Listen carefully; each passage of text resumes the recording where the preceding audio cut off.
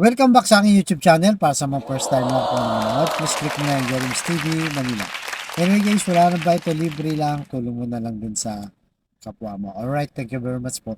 So topic natin nga po today's reflection. Saan mo ba ginagamit ang lakas ng iyong katawan na binigay na biyaya ng ating Panginoong Yesus? Diba? Yung iba kasi pag gising, reklamo agad. Sinasabi nila na ito na naman, problema na naman to. Sakit ng ulo na naman yung asawa ko, yung pamilya ko, yung kapatid ko. Di ba? O yung katrabaho ko at yung ano-ano na iniisip. Katuloy yan nangyayari sa buong maghapon ay negative na kagad.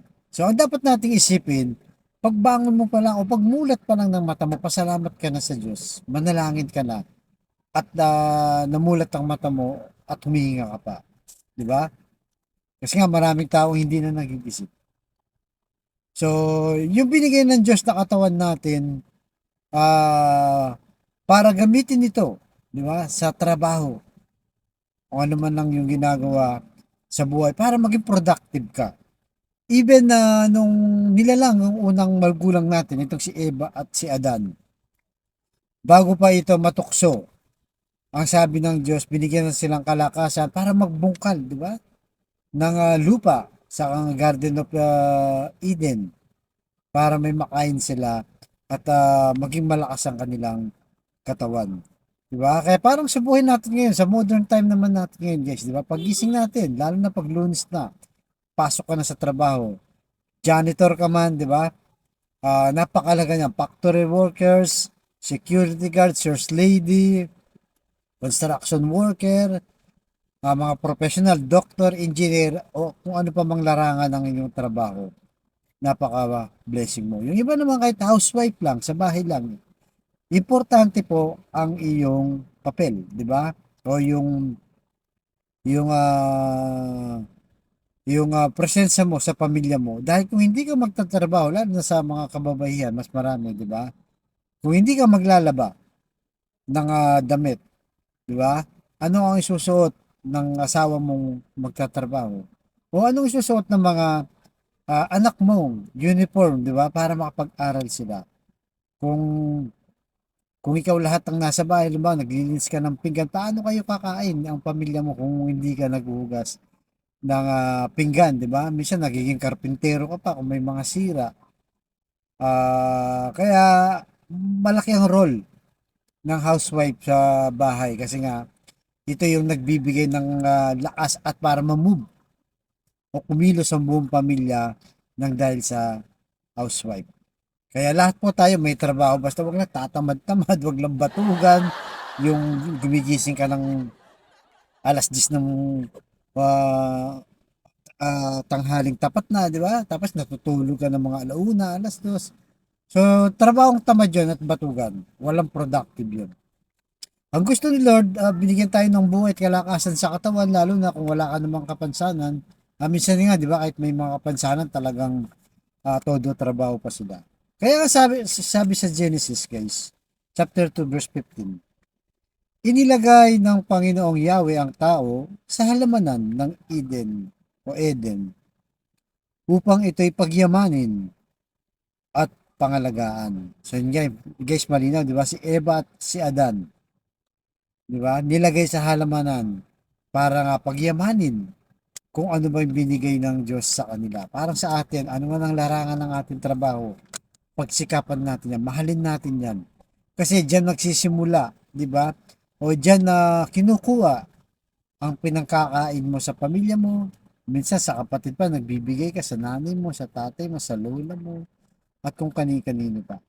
So, wag mo ismulin ang trabaho mo. Janitor ka man lang, sales lady, street sweeper, housewife, kung ano-ano pa.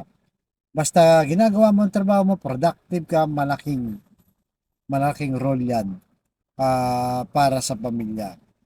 Kaya huwag maging tamad. Gamitin ng kalakasan, gamitin ng umaga para maging productive ka at marami kang matulungang tao. Una-una na yung pamilya mo, di ba? Magsisikap ka sa pamilya at yung trabaho ng pamilya o ng pag-aaral ng mga bata, nagsisikap sila. Maganda yung naibubunga sa pang-araw-araw nating buhay. Kaya nga itong kalakasan natin na to, binigay ng Diyos isang biyaya para tayo kumilos, 'di ba? Maging productive tayo. Hindi yung one tamad ka lang, naghihintay ka lang ng grasya, 'di ba? Ang laki ng katawan mo, humingi ka ng pangyosi mo, minsan pambisyo pa, pang-alak mo, minsan sinusugal mo pa. Samantalang yung hinihingan mo ng pera na yan, na pinambibisyo mo, yoyosi mo, 'di ba? Galing sa dugot pawis ng kapatid mo, ng nanay mo, o kung sino mang tao o ng kamag-anak mo ang nagbibigay sa iyo niyan para sa iyong pangangailangan. So, gawin po natin productive yung ating sarili. Halimbawa, kung di ka naman nagtatrabaho, tumulong ka na lang. Kung ano ang kailangan mong maitulong, hindi man sa financial, sa gawaing bahay. Halimbawa, may matanda kayong alaga, bigla mo ma-hospital, check up, samahan mo. Kasi ikaw yung may maraming oras.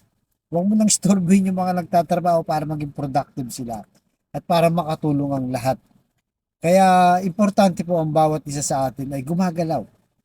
Binibigay yung kalakasan sa buong pamilya para na sa ganun ay magbunga at maging payapa ang pamilya at darating yung araw, siyempre, i-harvest mo, di ba? Kung ano man ang pinagpapaguran mo ngayon, ay pag iyong inani, ay tsak yun, ay siksik liglig at umaapaw. Kaya sa kapatid nating nanonood sa aking vlog, ikaw na may matinding karamdaman, ikaw na may problema sa pamilya, at ikaw na may problema sa financial. Sabayan mo ako sa napakasimpleng dasal. Kung ikay maniwala at magtiwala, lalong-lalo na kung kayo manampalataya sa ating Panginoong Yesus, ay tsak yung kanyang ibibigay sa tamang panahon. So tayo manalangin, Lord, i-bless niyo po ang kapatid naming nanonood sa aking vlog na may stage 4 cancer na, Lord. Bedridden na, Lord, sa ospital o sa bahay.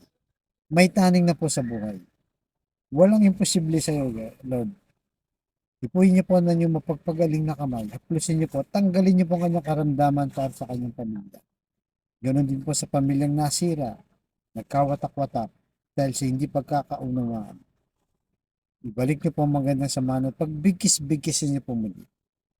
At lalo na po sa financial, Lord, na kailangan namin lahat. Lalong-lalo na, Lord, yung kapatid naming walang-wala. Ultimong pambili ng 1 kilo ng bigas, pambili ng ulam, pambawon sa mga bata, pambili ng gamot, at kung ano-ano pa, Lord. I-bless niyo po ang aming hanap buhay para sa aming pamilya. So, ang lahat ng ito, Lord, hinihingi po namin sa mahal na Panginoong ang aming Jesucristo. Amen and amen. To God all be the glory. Sa ngalan ng Ama, ng Anak, ng Diyos Espiritu Santo. Amen. Thank you very much po.